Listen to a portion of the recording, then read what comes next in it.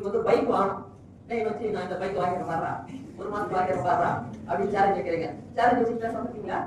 உடனே வீட்டுக்கு போறீங்க, போய் 1008 விஷயங்களை பேசுறீங்க பேரண்ட்ஸ் கிட்ட. அம்மா எனக்கு வந்து நடக்க முடியல, பஸ்ல போக முடியல, கால் வலிக்குது, சீக்கிரம் வந்தா நான் படிப்பேன், எவ்வளவு விட்டு போறீங்க. அப்புறம் உங்களை நான் இங்கே வரப்போறேன், உங்களுக்கு பைக் தான் இங்க கூட்டிட்டு போவேன், அங்க கூட்டிட்டு போவேன், எவ்வளவு பேசுறீங்க. பேசி நீங்க அந்த பைக் வாங்கணும்ன்ற ஒரு சபதம் எடுத்த பிறகு எவ்வளவு முயற்சி எடுக்கிறீங்க. எடுத்த பிறகுதான் உங்களுக்கு பல நாட்கள் கழித்து அந்த பைக் கிடைக்கும். பைக்கோ வேற ஒரு உயர்ந்த பொருளோ, அது ஒரு சாதாரணமா அழிஞ்சு போற ஒரு 4-5 வருஷத்துல அது வந்து அழிஞ்சு போகும்போது அந்த பைக்குக்கு இவ்வளோ நீங்க வந்து ஒரு சபதம் எடுத்து அதை நிறைவேற்றணும் அப்படின்ற ஒரு விடாமுயற்சி எடுத்துட்டு நீங்க செய்றீங்கல்ல, ஏன் இந்த படிப்புக்கு நீங்க செய்யக்கூடாது?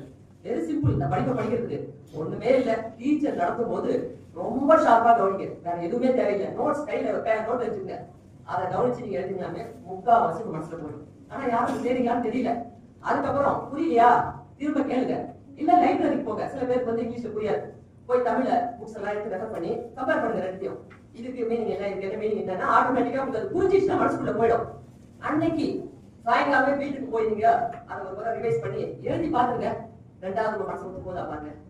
கண்டிப்பா இதை வந்து நீங்க ஒருத்தர் செய்தீங்கன்னா நிச்சயமாக வாழ்க்கையில எல்லாருமே படிப்புல வெற்றி அடைந்து உயர் பதவிக்கு போவீங்க.